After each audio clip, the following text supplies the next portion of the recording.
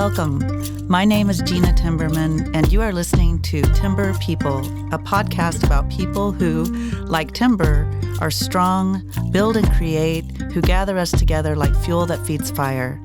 People who support structures of our community that uplift and protect.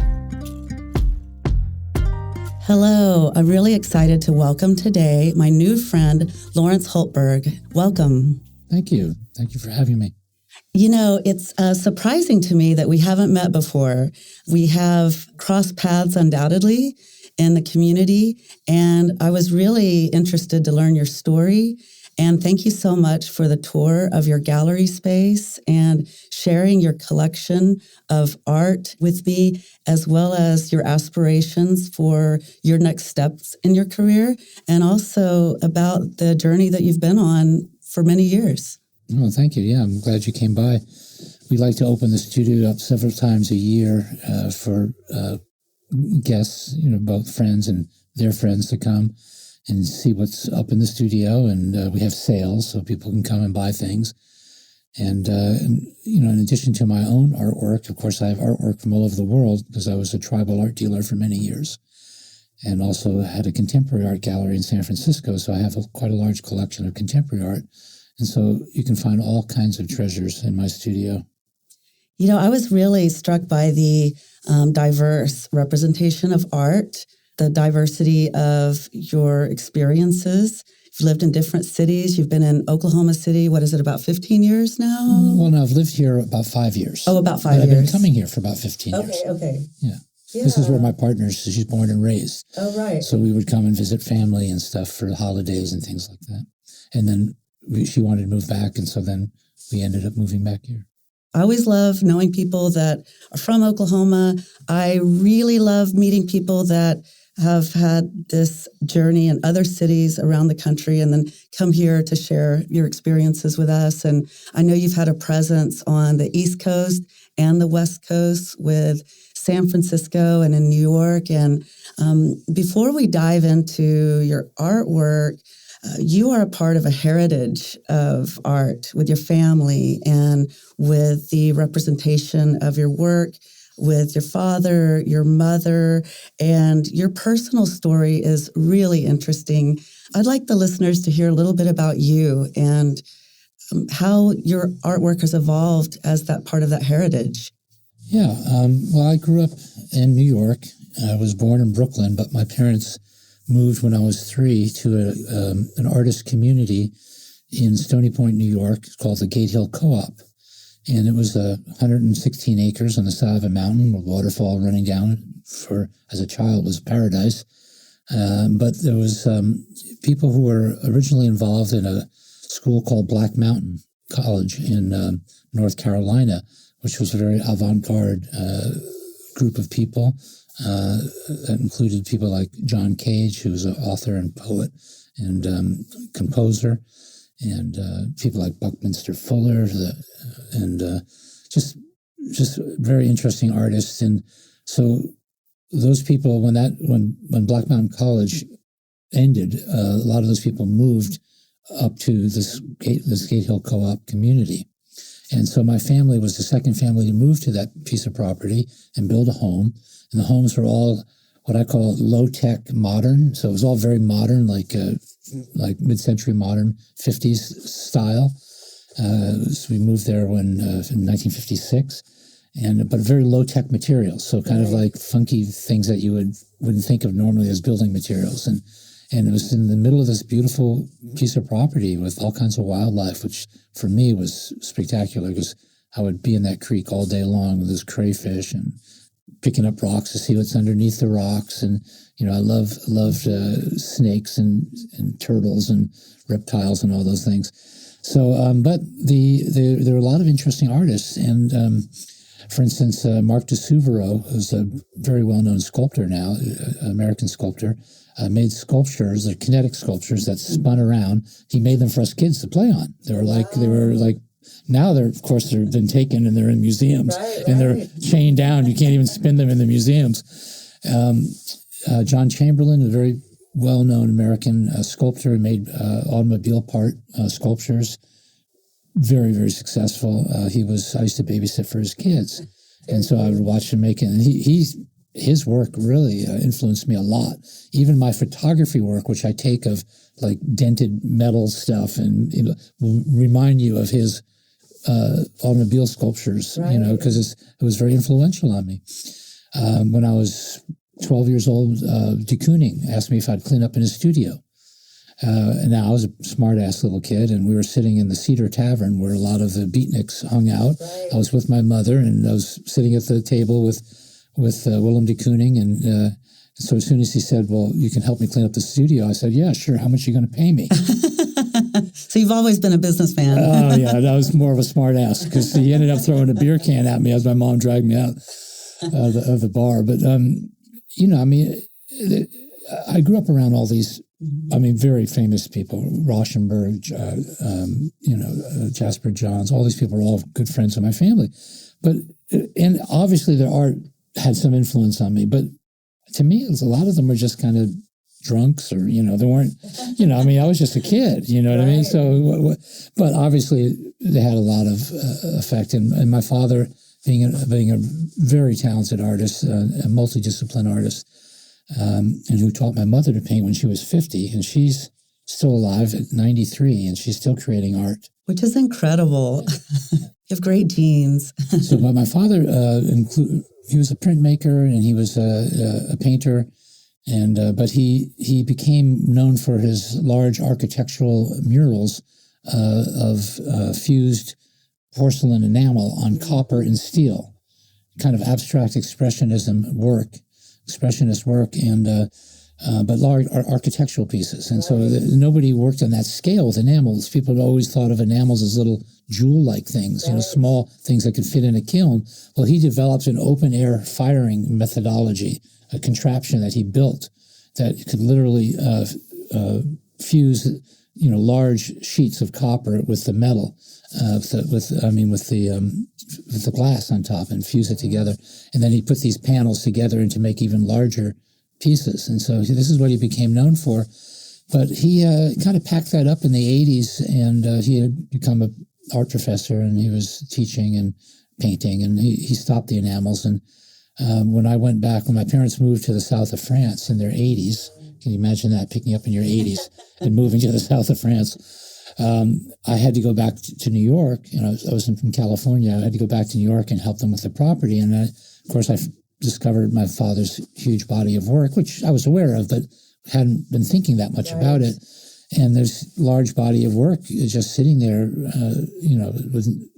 unseen. Mm-hmm. And so I kind of took it upon myself to conserve the body of work and to start arranging to do exhibits of the work and get museums interested in it. We've had lots of articles written since that time, had a major show with a catalog in Philadelphia, and having some upcoming things as well. In fact, we're doing a show here in Oklahoma City at 1515 Gallery. We're going to do a show of my paintings and my father's enamels. And so that's coming up in the end of December and January. That's fantastic. The materials you've used, the diversity of your artwork and your family's artwork, and from photography to the mandalas to the painting, being in your gallery in your place was like feeling like a kid in a candy store. You have jewelry and beads and rave flyers and artwork and just beautiful kimonos, and it was really great. It's really great. Well, being a baby boomer, I was around for the whole rock concert poster thing, the Fillmore posters and all that stuff. And so that was very collectible from my era. But I also happened to be living in San Francisco during the whole rave movement. Right. And so because I had businesses on Haight Street in San Francisco, that's where a lot of the rave flyers would get dropped off. And what I noticed about them is that this was a new genre of art. This was a completely new, type of, expression. And so I started collecting them. And, of course, being in that neighborhood where a lot of them were dropped off, I would go around afterwards when the rave was over, they didn't need the flyer anymore, and I would collect the stacks. How smart. Yeah, so I've now got probably 20, 30,000 of these things. Incredible. They need some young person who wants to come along and help me maybe get them organized and start putting them up on eBay for sale. And anyway, I started a Facebook group. It's now got about 1,200 members that are from all over the world that collect raid flyers and stuff. It's incredible. I think about everything that you're doing with the exhibitions, with your, with your show, with your interests. We talked about your different sites or the Facebook pages that you have. And even that alone, managing that and the dialogue and the sharing your interests and your work, that's really great. It's super cool. Well, the most recent one is happenstantial art, because when my father passed away, I was going through his notebooks and I found on a page, in quotes, happenstantial art. And so I did a search on the internet for that term to see if it was used anywhere. Couldn't find it anywhere, no social media at all. So I went and got the URL, happenstantialart.com, and I started a Facebook group in that name, and I did the first hashtag with happenstantial art. Now has 10,000 members from all over the world who are posting daily. They each get to post three posts a day. They can do up to 4 images per post. Right. And so they're just people just love this page. I don't know, it's really found a home there. And so now I'm getting ready. I'm thinking about doing a website for the happenstantial art and inviting some of those artists who are posting from all over the world to allow me to reproduce some of those images in prints and provide them through the website. That's really great. Something we talked about, looking days ago at your LinkedIn and everything is your desire to collaborate with people, whether it's with the prints, whether it is with working with other artists. We talked a little bit about a salon experience and engaging in a dialogue with different artists from, different cultural backgrounds. And, I really think it would be great to have you back on the show to engage. And also we talked about doing things outside of the show. And that's really great. Yeah, I've had this idea since I've moved here to want to get together with other artists in a salon type of environment, maybe a potluck lunch or something like that. We have to figure it out because there's a lot of artists here. Right, I was very surprised of how many artists live in Oklahoma City.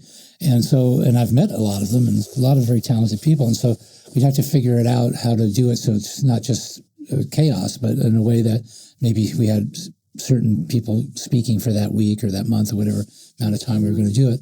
But yeah, this is something I've loved collaborating and just picking other people's brains and also sharing whatever I could have to share that they might benefit from. Absolutely. Yeah. I mean, I also didn't tell you, I curated a show for the Smithsonian. Oh, yeah, really? Yeah, I had a large collection of Tibetan and Nepalese masks and Bhutanese masks, and they hadn't really been exposed before, this type of material. I started collecting them in the mid-1970s. And so I posed the idea of doing a show with the Smithsonian, and they accepted it. And so it traveled across the United States and Canada for 3 years, and it was about 80 masks in the show. Now, they weren't just my collection. I borrowed from other private collections from museums. So I got to go into all these old, New York museums, got amazing Tibetan stuff, and, traveled all over to do that. So that was very exciting. And I don't know if I'd work, with that kind of institution again, because it had its limitations, but still, it was very good. Yeah, that's a lot of work. I mean, it takes a big vision and it takes a lot of persistence, really. I mean, I have an idea for a singer-songwriter festival here. Yes, that would be great. And that we could start that fairly easily. Yeah. That wouldn't be that difficult. There's some amazing singer-songwriters and young people, just really, really talented. I mean, it's Oklahoma, and I know some people that, would be great artists to, be engaged in a project like that. But people who are really passionate about Oklahoma's heritage with music and songwriting that would love to participate, I'm sure. Yeah, and it's a great showcase to show people that haven't had that much exposure. I'm thinking back. I'm one of the founders of the Haight-Ashbury Street Fair in San Francisco, and so that's been going on for I want to say 45 years now. I was only on the board of directors for 35 years, so I'm not involved with it at all anymore. But one of the things we did was showcase local talent, people who had not been exposed. So one year we had a heavy metal band nobody ever heard of. It was called Metallica. I knew you were going to say someone like profoundly, popular. I mean, it's amazing because nobody had heard of them at the time. Right. Well, how did that get started? I mean, it's interesting to me that something can, start, or even just a band getting together for that matter, very organically, and then just blow up to be something with continuity and be globally known. And how did you get involved with that? I know you mentioned you had, participated on the board. But... Yeah, well, we had a cafe. It started out as a U.S. cafe. It was on 8th Street.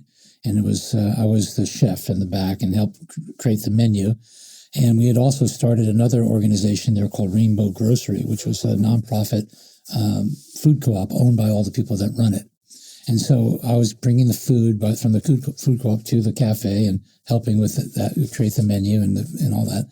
But anyway, the cafe had little shops in front, and one of them was my first shop with little antiques and collectibles. But slowly we took away the shops and opened up the cafe into a full-blown nightclub called Shady Grove. Okay, yeah. All right, so Shady Grove was operating for quite a few years, and the Moby Grape did a live album from there. We had a theater, we had comedy, we had film nights. It was just a very popular place right in the heart of San Francisco in the Haight-Ashbury. And out of there grew, it was at one of the meetings, neighborhood meetings, somebody mentioned wanting to do a street fair. And to be quite frank, none of us wanted that person to do it. Mm-hmm. Yeah. So we all got together on the side and said, you know what, we better hurry up and get this street fair together. Otherwise, that guy's going to do something. Yeah. And anyway, so we did the first Haight-Ashbury Street Fair, and it was really amazing. And we had a after party afterwards at our club, and Dr. John was on the piano. Oh, cool. It was all kinds of interesting people came through. The guy that did the original sound for our street fair did the sound for the Grateful Dead.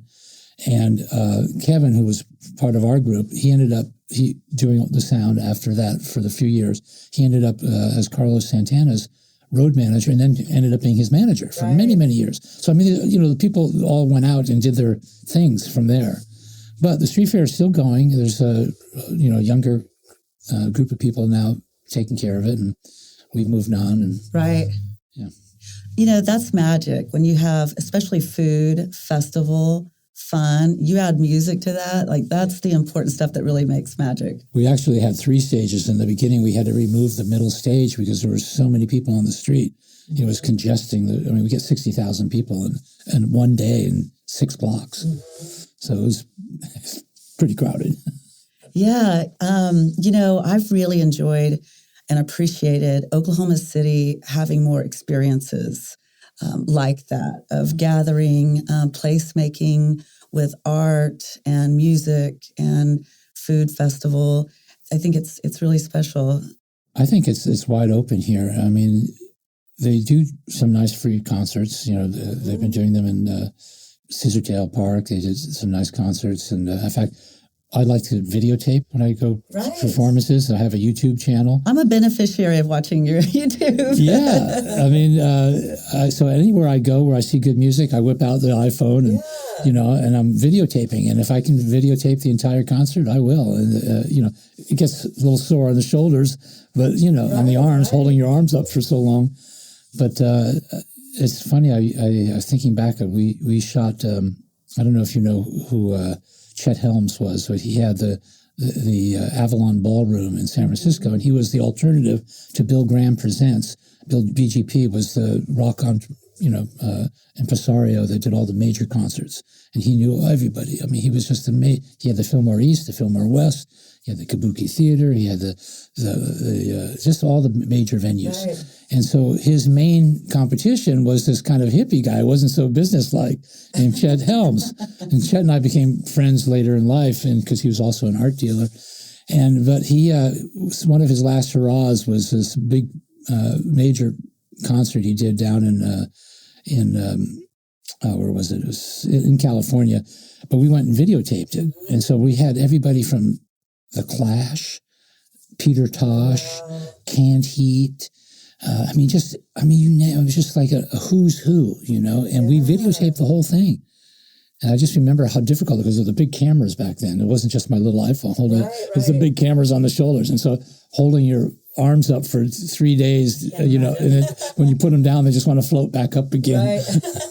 So that reminded me of that. But that was, so anyway, I always enjoy videotaping and documenting things. I love to document things. That's important. It's about storytelling. You're a great storyteller, hearing about your father and your mother. I mean, hearing about your experiences. And this podcast is Timber People. It's really about, people are doing really cool things, essentially, and supporting the community and serving others and really uplifting values that connect people. Something that I was really drawn to about how you speak about yourself is, I am moved to action in the service of others, working projects that bring value to people's lives.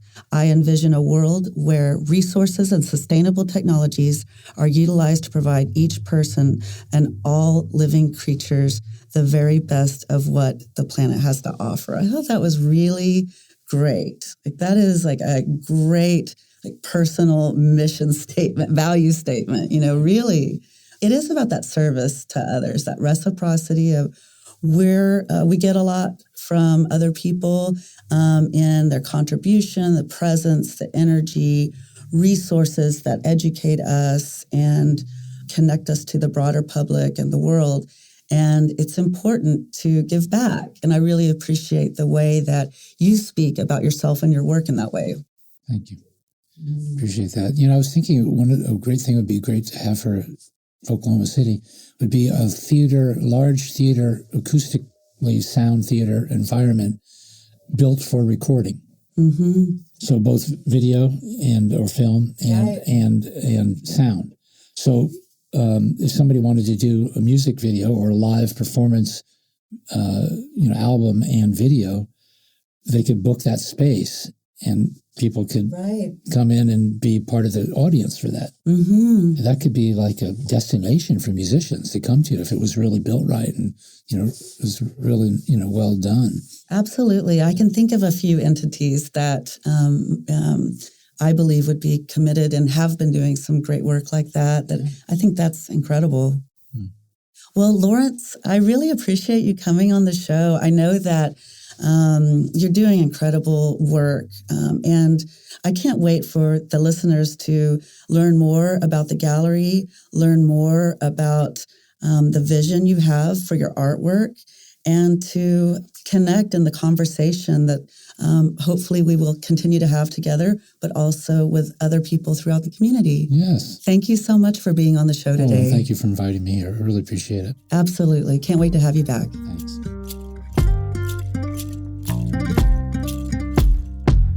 Yakoki, thank you for joining us. Timber People is brought to you by the Possibilities Podcast platform.